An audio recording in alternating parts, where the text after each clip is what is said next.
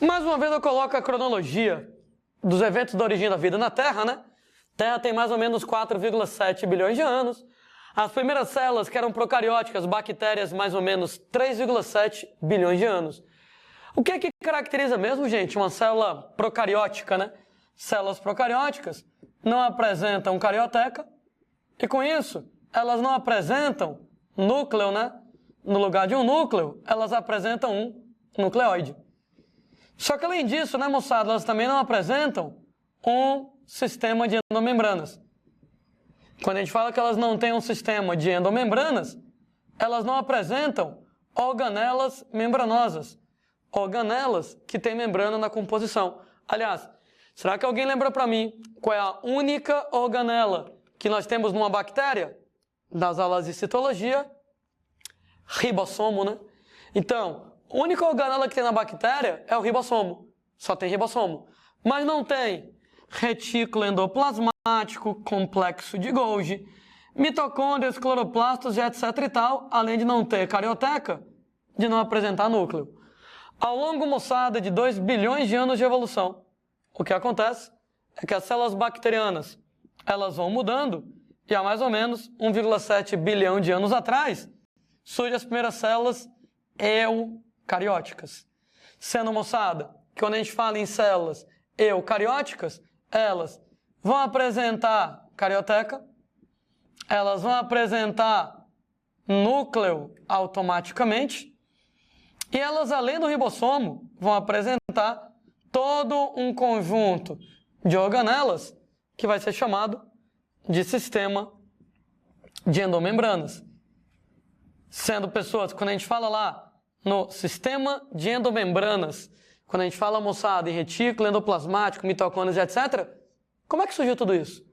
Como é que eu saio da célula bacteriana, que não tem nada disso, para a célula eucariótica, que apresenta todas essas estruturas? Nós temos, moçada, duas hipóteses que descrevem a origem da célula eucariótica. Não é que nem aquele lance da hipótese heterotrófica ou autotrófica, que ou é uma ou é outra. Aqui não. São duas hipóteses, mas elas não são controversas, elas não são contraditórias. Elas são, por assim dizer, complementares. Uma fala de uma parte da célula eucariótica, a outra fala da outra parte. A primeira dessas hipóteses que a gente coloca para vocês vai ser, moçada, a hipótese de Robertson, onde, gente, a hipótese de Robertson vai descrever que retículo endoplasmático e carioteca, eles são derivados de dobras de membrana, dobras para dentro, invaginações, dobras para fora e vaginações de membrana. Ou seja, segundo lá a hipótese do Robertson, estruturas como carioteca e automaticamente o núcleo e o retículo endoplasmático são derivados de dobras para dentro, de dobras para fora de membrana. Claro que a gente tenta explicar melhor para vocês. Imaginem, moçada, era uma vez uma bactéria. Quando você pega, gente, a célula bacteriana, ela vai ter a membrana dela, membrana plasmática, estou abreviando, membrana plasmática, membrana celular, apresenta o material genético dela, o DNA, que não é envolvido por uma carioteca. E, moçada, eu lembro para vocês que as bactérias têm uma dobra na membrana chamada de mesossomo, onde o mesossomo é uma dobra de membrana que se liga ao DNA da bactéria para poder orientar a divisão celular e que, nas bactérias aeróbicas, acumula enzimas relacionadas com a respiração aeróbica. Gente, à medida que as bactérias evoluem, algumas delas, elas vão crescer. Existe uma regra muito chata na natureza, que diz que quem é baixinho tem mais facilidade de apanhar, né? Eu sei disso porque eu sou baixinho. De maneira, moçada, que quanto maior você for, melhor, né? Quando você é grande, né? Deve ser legal, né? Não sei. Mas quando você é grandão, ao invés de você apanhar, de sofrer bullying, você que bate, você que faz bullying nos outros, etc e tal. Ou seja, crescer tem lá suas vantagens na natureza, né? Quando você cresce, né? Além de você intimidar seus inimigos naturais, né? A baleia, né? ninguém mexe com ela. Né? Se o mesmo tubarão tentar mexer com a baleia, leva um peteleco da baleia, se desmonta todinho. Um tubarão, então ser grande lá, tem as suas vantagens. E outra, você consegue lá percorrer grandes distâncias com maior facilidade. Era uma vez uma bactéria e uma fonte de comida. A fonte de comida está a 1 centímetro da bactéria. 1 centímetro para a bactéria é o mundo inteiro. A bactéria vai morrer e não vai conseguir chegar na fonte de comida. Quando você é maior, você precisa de mais alimento, eu admito. Mas você consegue percorrer grandes distâncias com maior facilidade, o que acaba sendo vantagem para você. Ou seja, crescer tem os seus aspectos bacanas. Claro, né? Ser baixinho, ser pequenininho também. Quem é pequenininho precisa de menos comida. É óbvio que uma baleia vai precisar de muito mais alimento do que lá um tubarão. E claro, muito mais alimento do que uma bactéria. Prós e contras. Daí algumas bactérias preferem continuar pequenininhas, mas algumas bactérias, cansadas de sofrer bullying porque são pequenininhas, resolvem crescer. Uma vez, moçada, que você cresce, tá lá o DNA, ora, você vai precisar de mais membrana, né? Você vai precisar de mais membrana para absorver nutrientes de maneira mais eficiente. De modo que para poder aumentar a superfície de membrana, a membrana ela começa a dobrar. Já tinha dobra que era o mesossomo. Esse mesossomo vai dobrando mais ainda para exatamente facilitar o fornecimento de nutrientes para as regiões mais de dentro lá da célula. E, gente, essa bactéria continua evoluindo e continua crescendo. Volto a dizer, algumas continuaram pequenininhas, não se incomodaram lá com o bullying, né, que elas estavam sofrendo, algumas resolvem crescer. Quando você cresce, a célula vai precisar de mais membrana e a membrana começa a dobrar e invaginar. Em alguns casos, essa invaginação começa a envolver o DNA. Estava comentando que a vantagem disso é que os nutrientes, então, eles conseguem ir lá dentro para poder fornecer nutrientes de maneira mais eficiente. Fato é, se você pega agora a célula desse jeito, você pode notar que ao redor do DNA eu tenho não apenas uma, mas eu tenho 2 membranas. E a gente tem pessoas que a carioteca, ela é uma dupla membrana. Acabou de surgir a carioteca. E DNA mais carioteca, acabou de surgir o núcleo da célula. Então a membrana vai dobrando, no que a membrana dobra, essas dobras de membrana envolvem o DNA, e agora ao redor do DNA eu tenho uma dupla membrana, a carioteca é uma dupla membrana, o núcleo surge. Percebam bem ainda que sobrou aqui uma espécie de canal, né? Olha aqui é um canal, e esse canal ele está conectando, está ligando a membrana plasmática à carioteca. Existe uma organela que se enquadra perfeitamente nessa descrição. Sistema de tubos, sistema de canais que vão conectar, que vão ligar a membrana celular à membrana plasmática, à carioteca. Alguém lembra para mim que organela é essa? Rede de canais que vão conectar membrana plasmática à carioteca? Retículo endoplasmático. É exatamente isso. Se alguém lembra das aulas de citologia, retículo endoplasmático origina o complexo de Golgi. O complexo de Golgi origina outras estruturas, como os lisossomos. Olha o sistema de endomembranas aparecendo. Surge o núcleo, surge o retículo e dá então Golgi, lisossomos e algumas outras estruturas. A hipótese de Robertson, ela então consegue descrever a origem da carioteca, do retículo e de organelas derivadas do retículo através de dobras de membrana e invaginações, dobras para dentro, evaginações, dobras para fora. Entretanto, não explica a origem da mitocôndria e do cloroplasto, porque mitocôndrias e cloroplastos têm DNA próprio, e um DNA bem diferente do DNA da nossa célula, o que não permitiria que você explicasse como é que você tem um surgimento lá das célulazinhas eucarióticas completas, com direito a mitocôndrias, cloroplastos às vezes. Daí, uma outra ideia vai descrever o surgimento das mitocôndrias dos cloroplastos. Chama de hipótese da endossimbiose sequencial, elaborada por uma pesquisadora chamada de Lynn Margulis, sendo pessoazinhas que a gente chama simplesmente de hipótese da simbiose, né?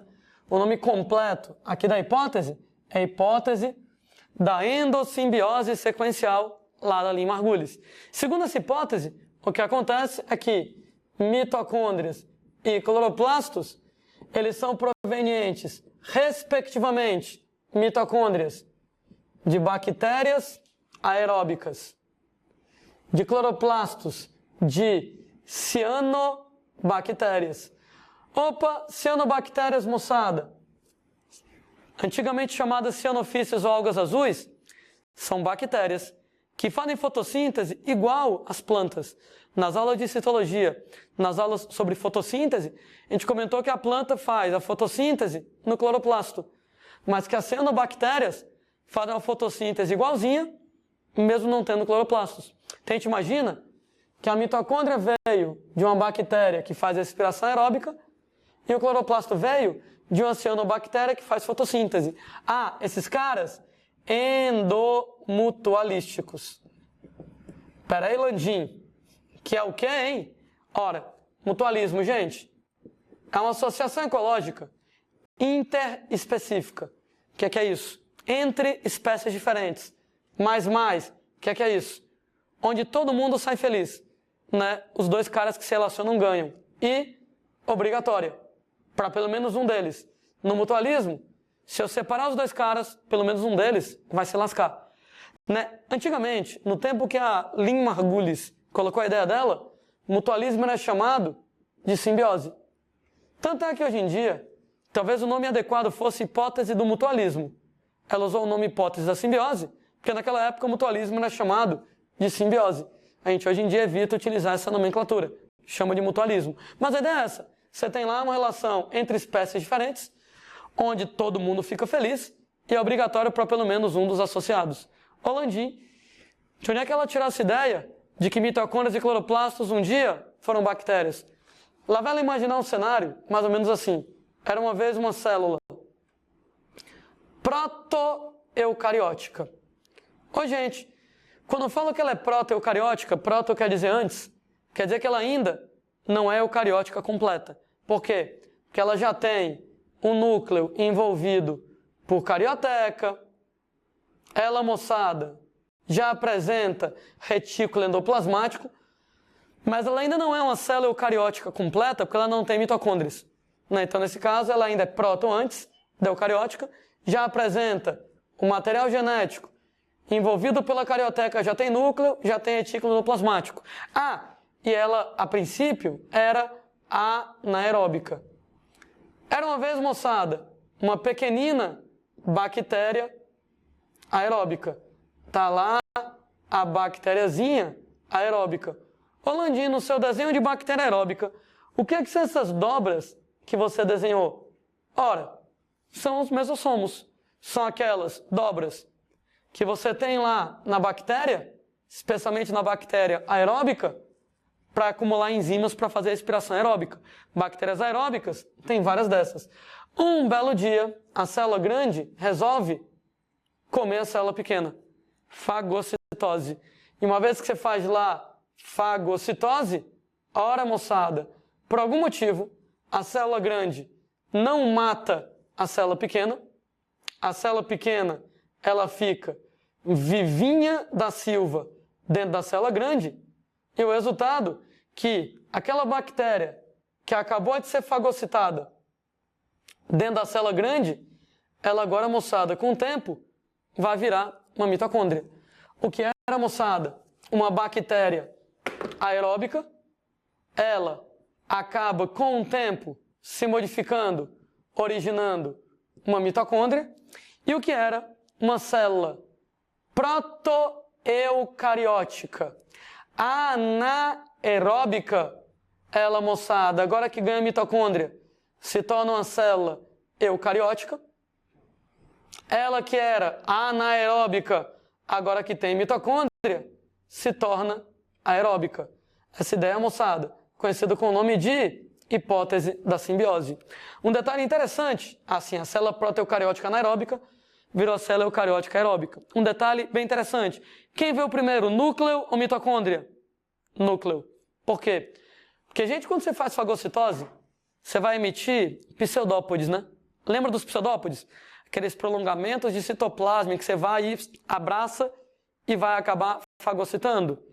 No movimento do pseudópode de abraçar e apertar, envolve força de contração do citoesqueleto. E essa força de contração do citoesqueleto é tão grande que se você não tivesse uma carioteca protegendo o DNA, no momento Mussada em que você emitisse pseudópode, pegasse lá, fagocitasse e abraçasse com força, a força de contração do citoesqueleto ia danificar o DNA, ia destruir o DNA. Entretanto, se você já tem uma carioteca, poxa vida, que legal. A carioteca protege o DNA da força de contração do citoesqueleto, que possibilita a emissão de pseudópodes. Então a carioteca já estava presente, ela vai proteger o material genético, proteger o DNA da força de contração do citoesqueleto, da força de contração dos pseudópodes necessários à fagocitose. Por isso que a gente acredita que primeiro nós formamos núcleo, e aí retículo, complexo de Golgi, lisossomos, etc e tal, e somente no segundo momento que nós vamos originar uma mitocôndria aqui na brincadeira. A bactéria aeróbica origina a mitocôndria. Né? Essa ideia é conhecida então com o nome de hipótese da simbiose. Mitocôndria veio das bactérias aeróbicas. Cloroplastos Mussada, eles teriam vindo de cianobactérias endomutualísticas. Mas, como eu estava discutindo, o que é que essa Margulis ela pegou na natureza? O que é que ela viu na natureza que permitiu que ela chegasse a essa conclusão?